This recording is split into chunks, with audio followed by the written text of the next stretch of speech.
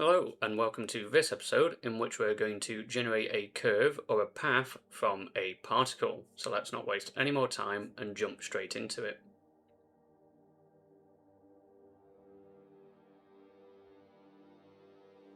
Alright, so in order to get this result we just simply need to download and install an add-on. So in Blender go to Edit, Preferences, Get Extensions and then type in btracer. Upon installing btracer, you'll then get this Create tab in the N panel. If you have it already installed but that's not there, then just go to Add-ons, type in btracer, and then just simply activate it. You'll see if I deselect it, it disappears. Select it again, it comes back. Other add-ons do use this Create tab, so you might already have that, but it's not there. So again, just simply select it. And if you're using an older version of Blender where Get Extensions doesn't exist, just simply go to the Add-ons tab, type in btracer, and you should be able to see it from there.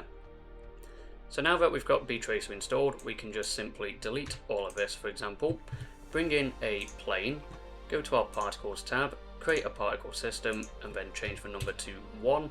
We want it to activate on frame 1, and we want the lifetime to last the range of our frames.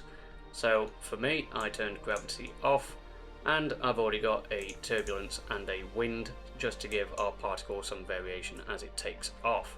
So now that we've got this, we can just come to our btracer add-on, click Choose Tool, Particle Trace. I always put the step size to 1 so it samples every frame. Bring the bevel options and the depth down to 0 because we want it to be a curve, and then just simply click Run. And then that will give you this result. So if you increase depth, you'll get this. If you put it to 0, it should just be a curve. So now what we can do is we can bring in a cube, scale it down accordingly, apply our scale, go to Constraints, follow Path, and then select our curve. If you find that your cube doesn't go to the curve, I don't know if it's a bug with 5.2 or anything, but just simply select the curve, go into edit mode, and you'll just see it jump. And then what we can do, follow curve, and then just animate this, and you can use this for a fish path, a bird path for example. I couldn't find anything online for this of creating a path from a particle, and it's not just one, you could actually have say even 6 particles.